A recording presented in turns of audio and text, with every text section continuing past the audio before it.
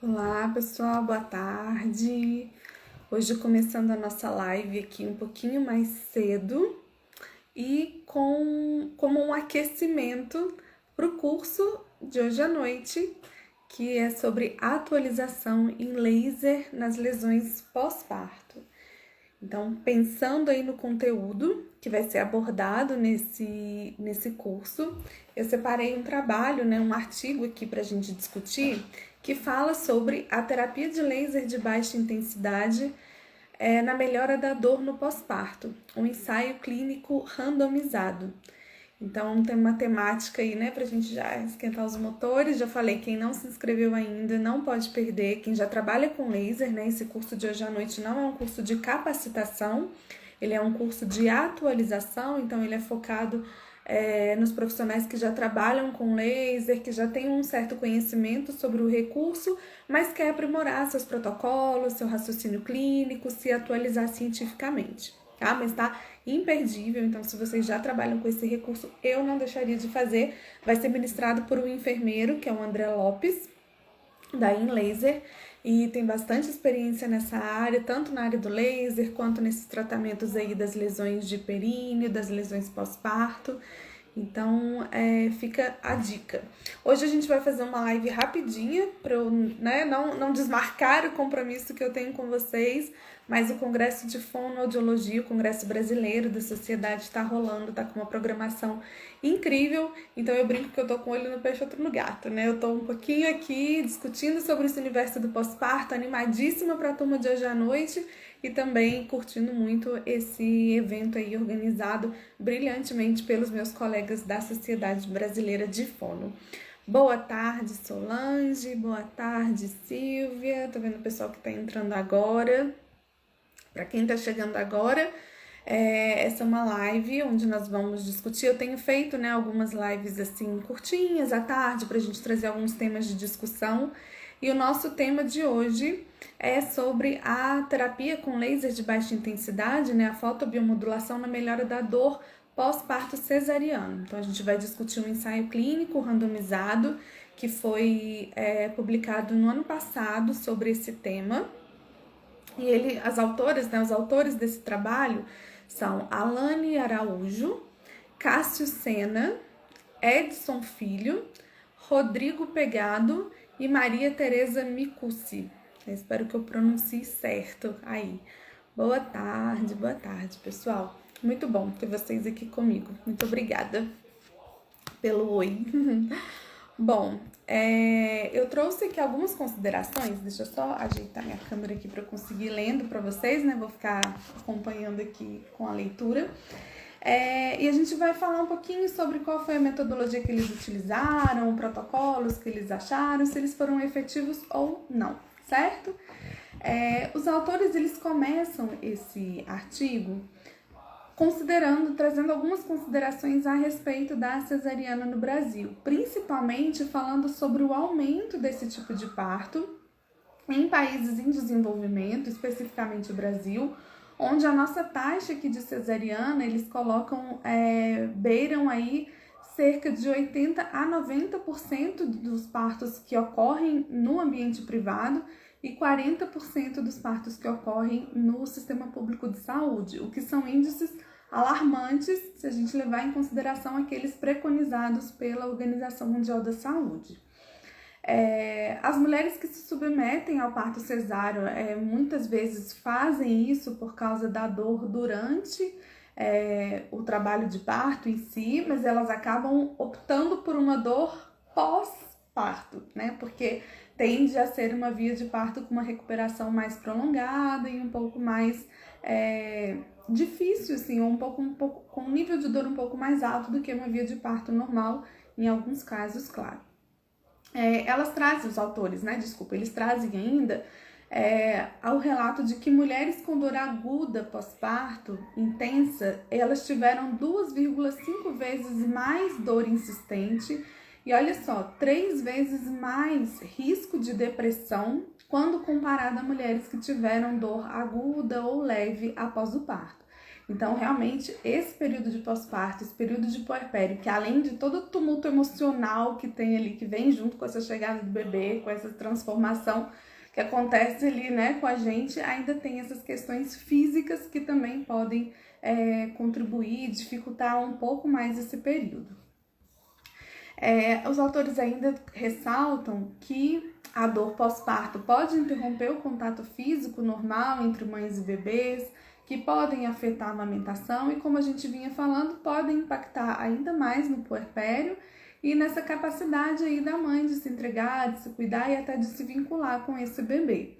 Então, eles colocam que é essencial identificar as pacientes com risco de dor pós-parto aguda e abordar a necessidade de um tratamento mais cuidadoso para essa dor que acontece após o parto.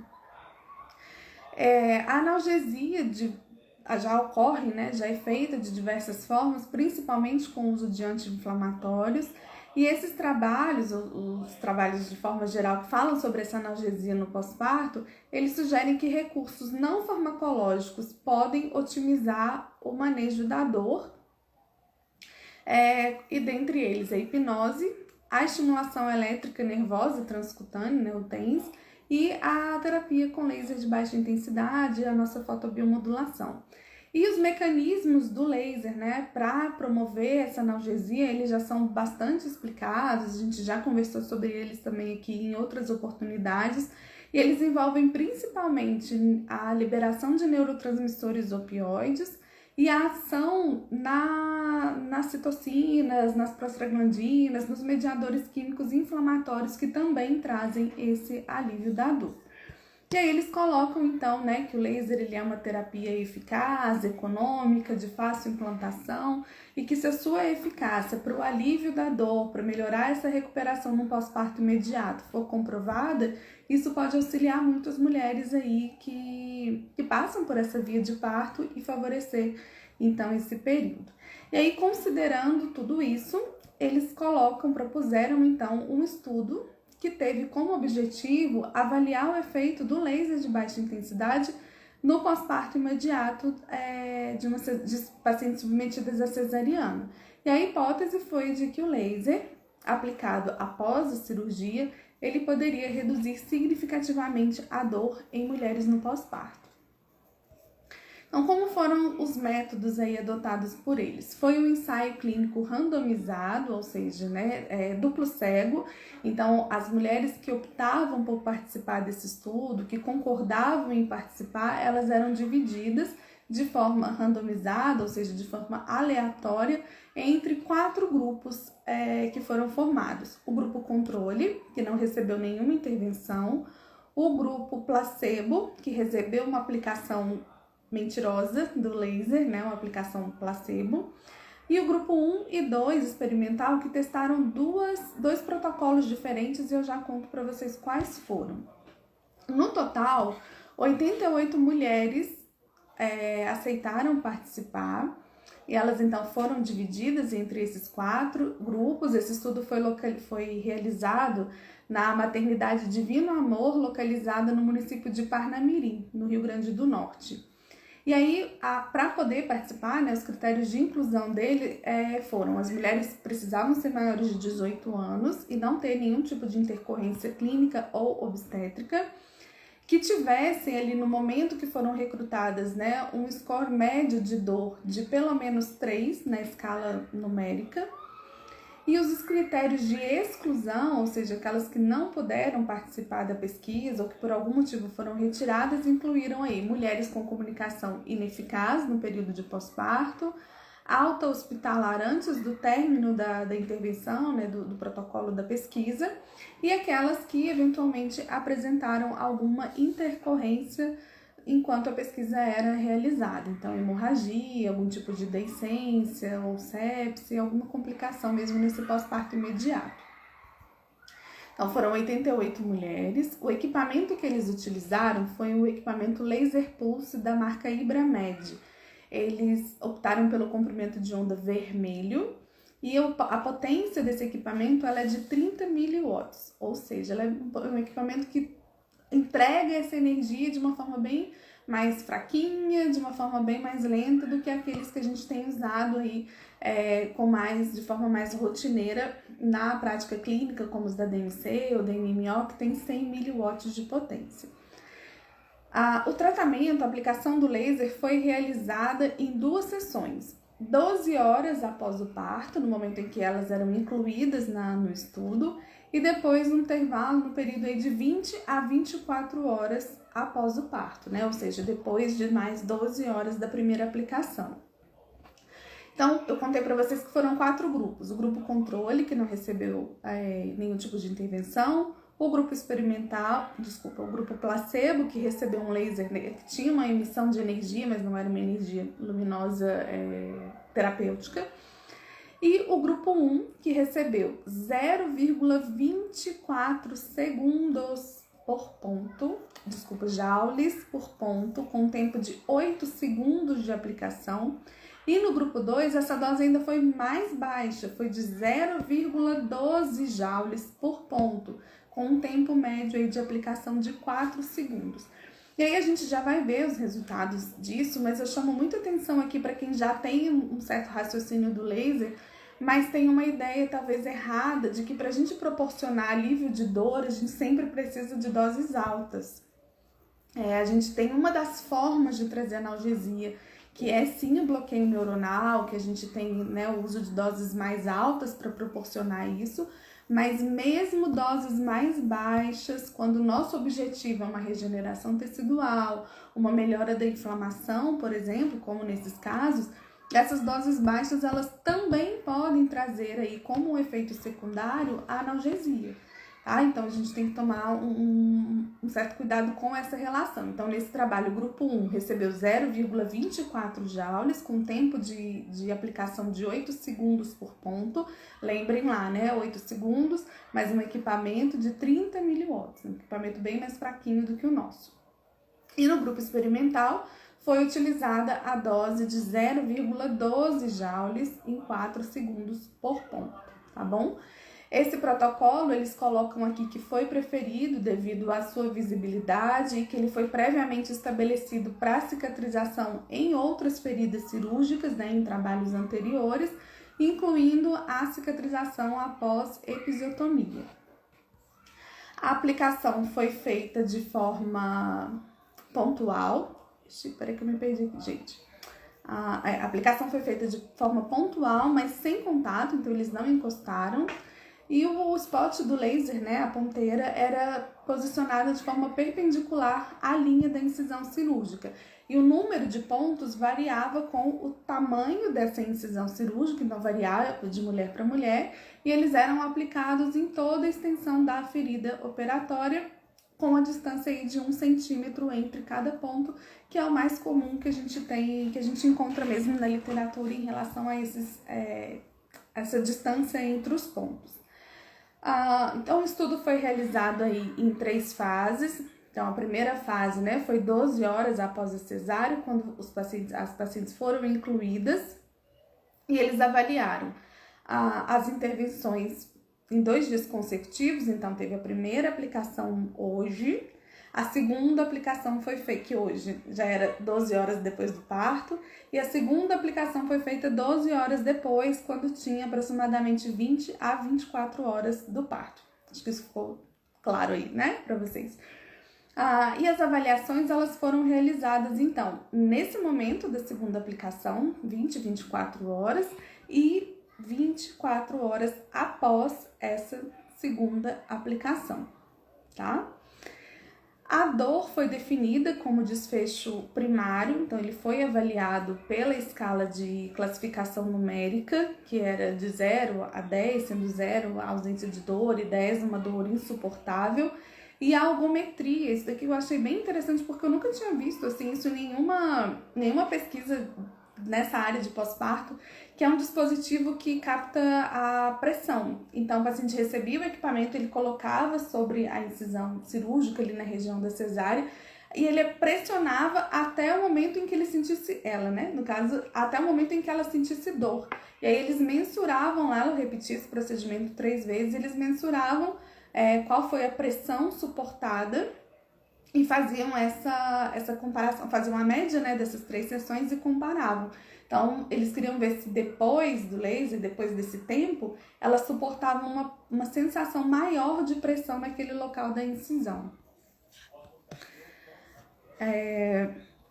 Então, foi a escala numérica, essa algometria, e eles usaram uma terceira escala, que foi uma escala que avalia o quanto mudou. Ela chama escala de percepção da mudança global. Então, ela percebe, ela é uma medida em que os indivíduos podem classificar a melhora da sintomatologia associando alguns fatores. Então, eles podem falar que não houve alteração, ou que a dor está quase igual, ou que ela está ligeiramente melhor, teve certa melhoria, moderadamente melhor, ou a última, né, pontuação 7, consideravelmente melhor. Então, eles tiveram não só uma ferramenta para mensurar a dor, para falar antes doía 5, agora dói 7, ou o contrário, mas eles tiveram também uma escala para avaliar a percepção dessa mudança. Eles colocam também que o tamanho da amostra foi calculado de forma estatística, que a amostra, né, o primeiro cálculo indicou que 72 participantes seriam necessários, eles acabaram colocando aí 88 mulheres para participar.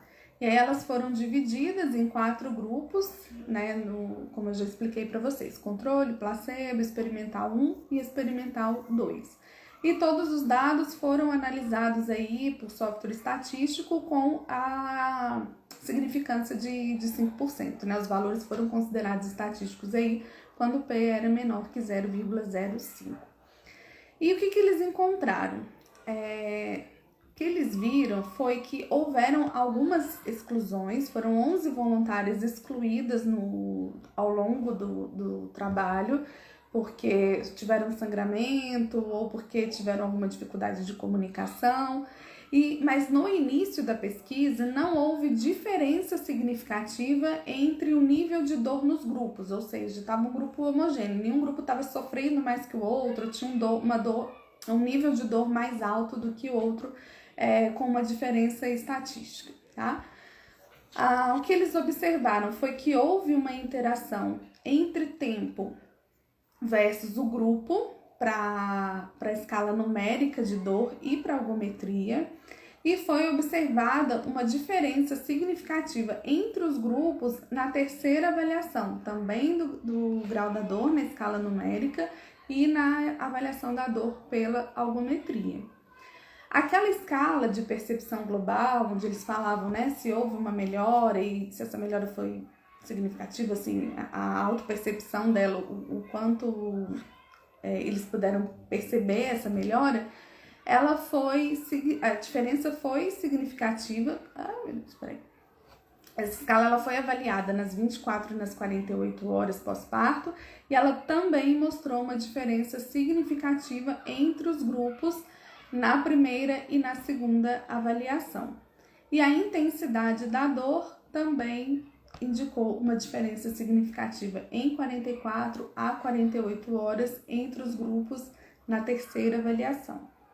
É difícil fazer live sobre artigos sem vocês terem os gráficos para visualizar, então sempre que eu termino uma live aqui, gente, de discussão de artigos, eu coloco para vocês lá no grupo do Telegram, no grupo do WhatsApp, o artigo na íntegra, né, em PDF, para que vocês possam ler, ter isso registrado, além de terem essa visualização, tanto dos gráficos quanto da tabela de parâmetros dosimétricos, dos pontos de aplicação. Então, quem ainda não se inscreveu, pode ir lá na bio também, tem o link lá.